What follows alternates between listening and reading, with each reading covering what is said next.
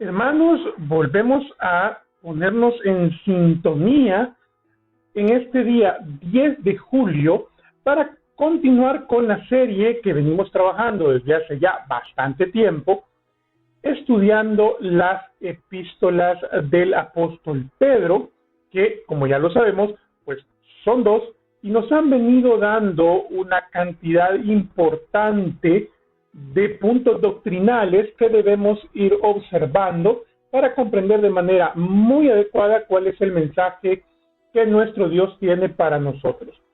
Muy en particular nos hemos de centrar en las últimas dos lecciones que nos han dado una advertencia muy sentida, una advertencia que tiene a todas luces el carácter de urgente para nosotros los cristianos. Y es que se nos ha advertido de manera muy vehemente acerca de los falsos profetas, de los falsos maestros, de estas personas que usan la fe como mercancía, que se enriquecen, que se envanecen, que acumulan poder político o de cualquier otro tipo a través de la predicación de la palabra del Señor, lo cual pues Pedro nos ha dejado con mucha claridad que no solamente es aborrecido por el Señor, sino que también trae graves consecuencias para la iglesia cristiana si ésta no se encuentra atenta de rechazar este tipo de prácticas. En ese contexto, entonces, le voy a pedir por favor que pasemos a un momento de oración en el cual reflexionemos acerca de estos falsos maestros, estos engañadores que son perversos y que nos buscan desviar de la fe. Y en esta oración le pido que le pidamos a Dios toda la sabiduría de lo alto para saber reconocerlos y sobre todo para poder alejarnos de estos lobos rapaces como la misma Biblia los va a describir en algunos de sus pasajes. ¿Y por qué es tan necesario pedir sabiduría? Porque muchas veces lo que ocurre con estos lobos rapaces, con estos engañadores, con estos falsos maestros, es que utilizan artilugios a veces muy convincentes y que pues no van con la mentira por delante, así expuesta de manera pública, sino que lo que hacen es que de manera muy sutil van tomando porciones de la Biblia, las pervierten un poco apenas, las retuercen y engañan de esa forma a muchos que probablemente tienen muy buenas intenciones, probablemente tienen un corazón entregado al Señor, pero que por falta de conocimiento de la palabra caen en las estratagemas de estos individuos que definitivamente no están en la línea de engrandecer el nombre del Señor. De hecho, en la lección anterior vimos una serie de características que identifican a estas personas que están en contra realmente de la predicación de la palabra pura del Señor. Esa palabra que puede ser adulterada con estratagemas y que puede llegar a engañar a incautos, es normalmente tomada por estos individuos con una serie de características. Y esas características están asociadas a cuáles son los intereses que están detrás de sus acciones. Veíamos en la clase anterior el penoso caso de un predicador aquí en Centroamérica que más bien lo que monta es una especie de circo, una especie de show para entretener a la gente. Más parece un mago de feria que un predicador de la palabra de Dios.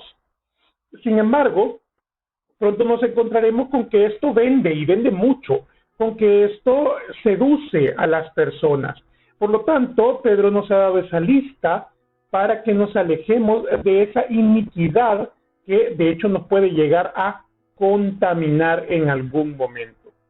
Ahora bien, la segunda epístola de Pedro va a poner en contexto esta situación en tanto que estos engañadores no son libres ni predican acerca de la libertad.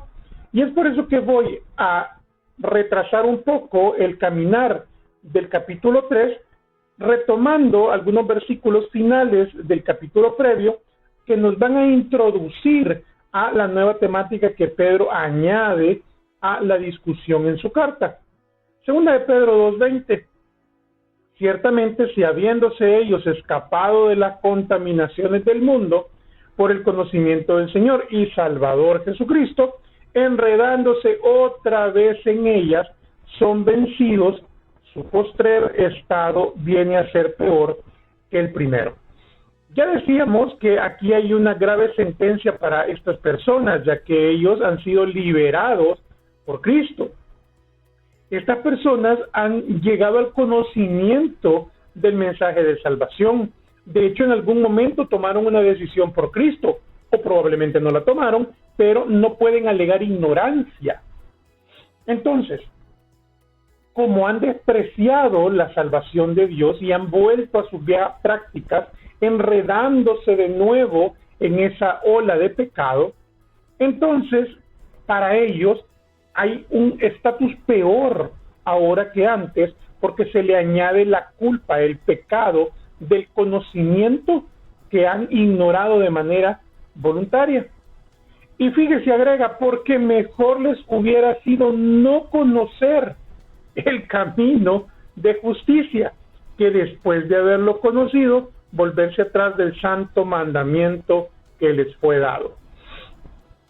Cuando nos encontramos estas palabras en segunda de Pedro, nos lleva pues necesariamente a pensar que en tanto que vamos conociendo de la palabra de Dios, esto nos debe ir comprometiendo al respecto de cuál debe ser nuestro comportamiento adecuado ante cada circunstancia. Es que aquí hay un detalle muy interesante, mis hermanos, y es que Pedro nos ha mandado al conocimiento. Toda la carta prácticamente se ha tratado de conocer, estudiar, analizar, inteligir, aprender acerca de cuáles son los preceptos del Señor a través de su palabra. Y claro, ese conocimiento nos libera, ese conocimiento nos da libertad, pero es la libertad espiritual que el Señor transmite a través de su palabra. Sin embargo, este conocimiento, entre más avanzado sea, entre más crece, igualmente nos compromete más.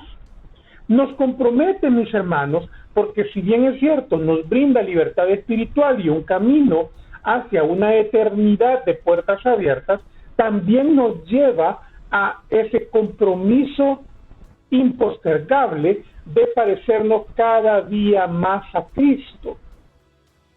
Y tomemos la decisión de parecernos más a Cristo día con día, acción con acción, momento a momento, entonces nuestro comportamiento va a ir reflejando el carácter de Cristo, va a ir reflejando ese comportamiento natural del cristiano.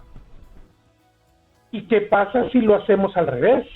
Bueno, pues segunda de Pedro 2:21 nos da la explicación. Es que si no vamos a caminar en el sentido que Jesús nos pide, pues es mejor que no hubiéramos conocido, porque es que ahora estamos en mayores problemas, porque ya sabemos, no podemos alegar ignorancia.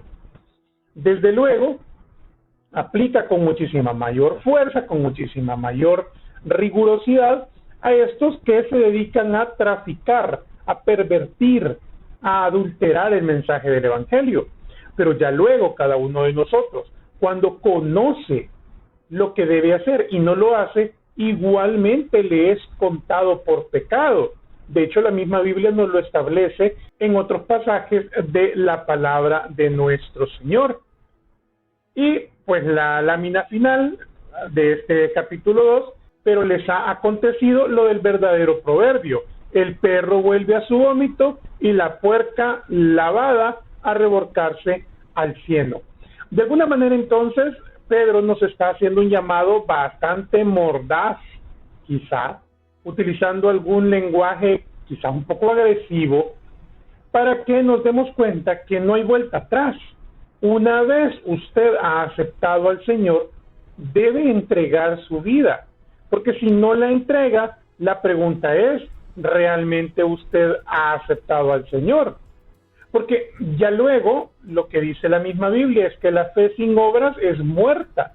Usted puede tener toda la fe del mundo, pero si esa fe no se refleja en su actuar, pues esa fe vale exactamente lo mismo que nada. Ya luego pues nos compara con cerditos y eso pues nos va a causar cierto escozor, pero qué bueno que nos lo cause, porque eso puede servir para que tengamos una adecuada reflexión acerca de nuestro comportamiento. Pedro entonces va a iniciar el capítulo final de su carta con una serie de consideraciones dirigidas a la iglesia de la época, siempre en el marco de estos profetas fraudulentos, de estos maestros cuestionables, o de aquellos que estando en el mundo cristiano, estando en la comunidad, empiezan a hacer mofa de lo que sucede o de lo que se espera que suceda. Este día entonces vamos a hablar acerca de una temática que es muy actual, porque es que esto lo vemos reiteradamente.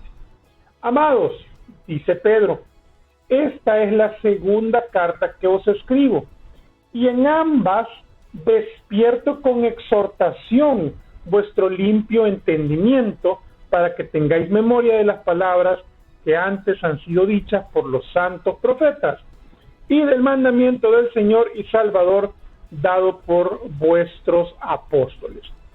Me llama mucho la atención que Pedro va a utilizar nuevamente la figura de despertar. Parece que a los ojos de Pedro la iglesia de la época estaba dormida, estaba descansando, se había acomodado. Yo la verdad es que pues no comprendo bien cómo es que esto pudo haber sucedido, dado que la iglesia de ese momento se encontraba en una grave persecución, y una iglesia perseguida suele ser una iglesia muy vivaz. Sin embargo, a juzgar por el escrito de Pedro, pareciese que esta iglesia había llegado a un momento de acomodamiento. Y la explicación podría provenir, y digo podría porque esta es una mera especulación no bíblica, sino más bien extraída de algunos libros de historia seculares. La explicación podría provenir precisamente de la condición helénica de la iglesia.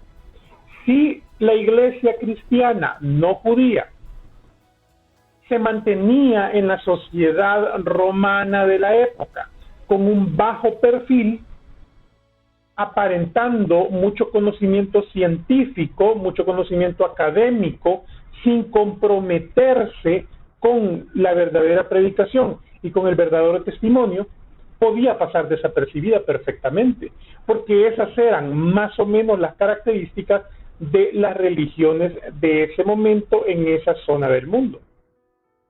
Un movimiento religioso comedido, tímido, tibio, nunca agresivo, que hacía su ritual de manera interna, pero que no se diseminaba cumpliendo la misión que el Señor Jesucristo nos había encomendado.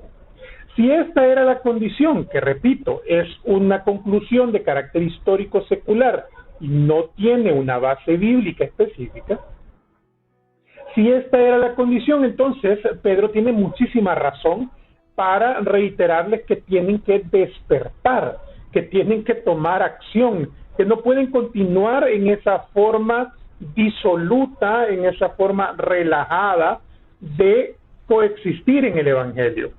Eso entonces nos lleva a la conclusión que esta iglesia, a pesar de la persecución, no había reaccionado de forma agresiva, sino más bien todo lo contrario, se había apaciguado, viviendo una vida cristiana normal, sin un compromiso demasiado amplio, una vida cristiana que le llevase a cumplir con los mínimos. Y esos mínimos tienen que ser peligrosos para la iglesia cristiana, porque el Señor no nos ha mandado a vivir una vida mínima, nos ha mandado a vivir una vida plena en Cristo. Por lo tanto, este despertar de Pedro justamente podría llegar en ese sentido. Sabiendo primero esto, que en los postreros días vendrán burladores, andando según sus propias concupiscencias. Continúa Pedro hablando acerca de estos que parece que pervierten el evangelio, que pervierten la palabra de Dios. En el capítulo anterior habló de los profetas y de los maestros que falsamente difunden ideas y doctrinas contrarias a las enseñanzas de nuestro Dios. Sin embargo, en el capítulo 3 va a abordar aquellos que no son profetas, que no son maestros, pero que sí que van a tener una incidencia importante a través de la burla. Burlarse es parte del ser humano cuando o bien no entiende algo o bien le parece un atentado contra su status quo. En este caso, el atentado era la razón, porque recordemos que la iglesia cristiana desde ese momento ya estaba esperando la segunda venida de Cristo.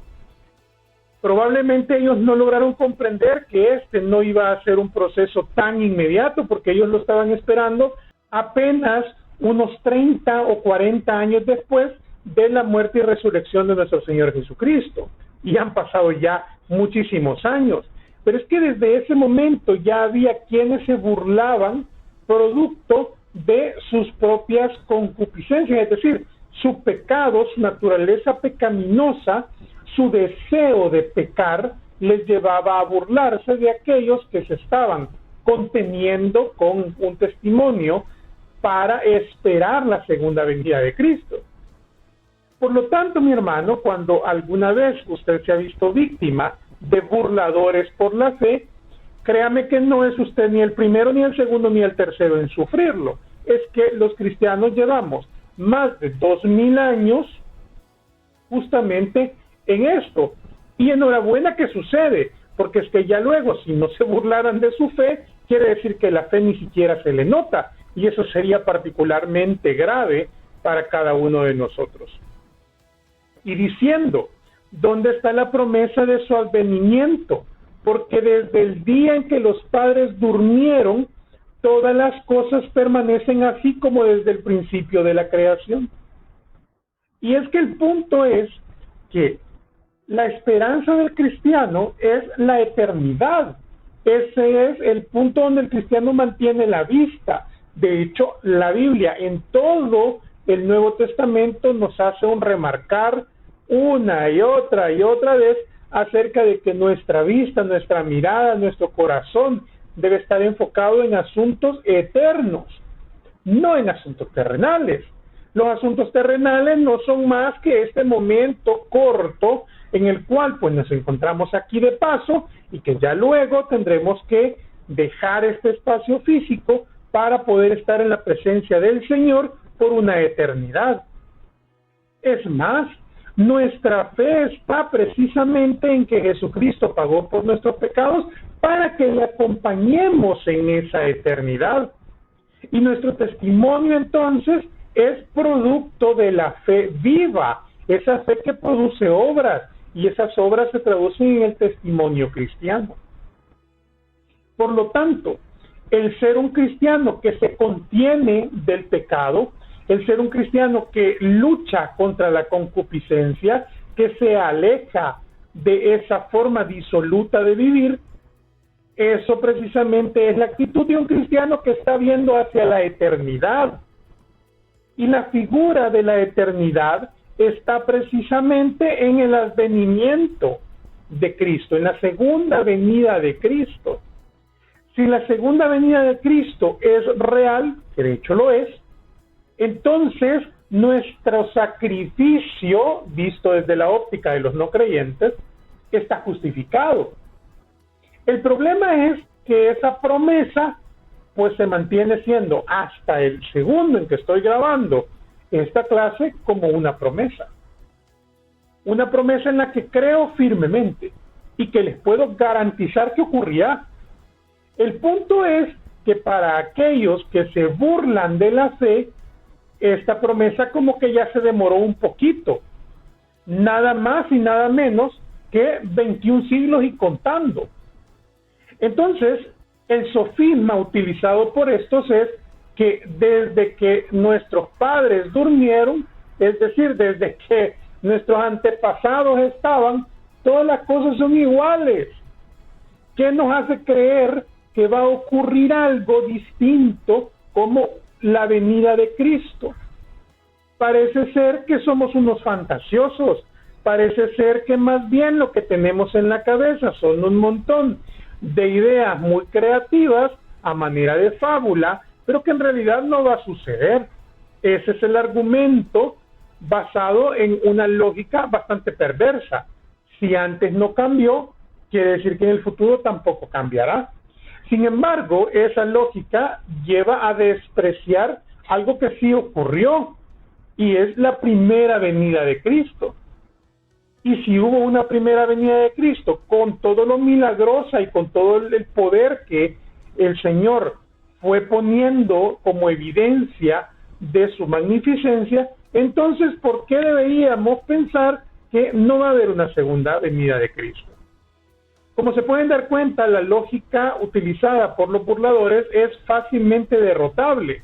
Sin embargo, para poder derrotarla, tiene usted que tener el conocimiento de la palabra de Dios bastante firme, porque de lo contrario lo que va a encontrar es una serie de argumentos que lo pueden llegar a enredar intelectualmente hablando. Ante esto, me gustaría que Santiago nos vaya a expresar un poco de qué trata este asunto. Vuestro oro y plata están enmohecidos, y su moho testificará contra vosotros y devorará del todo vuestras carnes como fuego. Habéis acumulado tesoros para los días postreros. Cada vez, mi hermano, que a usted le argumenten que es vana su fe esperando una segunda venida de Cristo, simplemente piense en que estas personas están acumulando tesoros, y no lo vea como tesoros en términos de dinero, que de hecho aplica, sino esa colección de pecados que van llevando en virtud de que es que no importa, porque al fin y al cabo ni me van a juzgar, pues esa colección de oro y plata, producto de la concupiscencia de cada uno, va a ser precisamente la que sea utilizada en el juicio para juzgar a estas personas. Volvemos entonces a segunda de Pedro. Estos ignoran voluntariamente, fíjese, voluntariamente, que en el tiempo antiguo fueron hechos por la palabra de Dios los cielos y también la tierra, que proviene del agua, y por el agua subsiste, por lo cual el mundo entonces pereció anegado en agua. Y vea que nos hace una alusión muy clara al diluvio, cuando al final el Señor se cansa de ver toda la perversión que en su creación se ha dado, y pues manda la construcción de un arca y toda la historia que ya conocen. Voy a detenerme en esta primera afirmación de que estos ignoran voluntariamente. Es que lo que pasa es que los burladores sí saben. Lo que pasa es que apartan el conocimiento de la verdad de manera dolosa, porque les trae rédito el no conocer. El alegar ignorancia es una de las tácticas más antiguas del ser humano para no sentir culpa. Si yo no conozco, entonces no me pueden juzgar. Gravísimo error, porque el Señor ha sido bastante claro: todos serán juzgados, los nacidos de nuevo como vivos espirituales, y los que no nacieron de nuevo como muertos espirituales.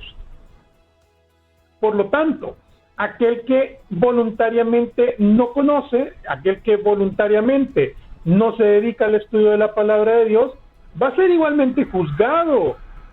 Es que aquí no hay ningún tema de que yo no sabía o que yo no me enteré. El juicio viene. Se lo repito, el juicio viene. Y fíjese, tan cierto es que el juicio viene, que nuestro Señor nos ha dejado una alegoría ahí acerca de, mire, ya pasó la primera vez y el mundo pereció anegado en agua.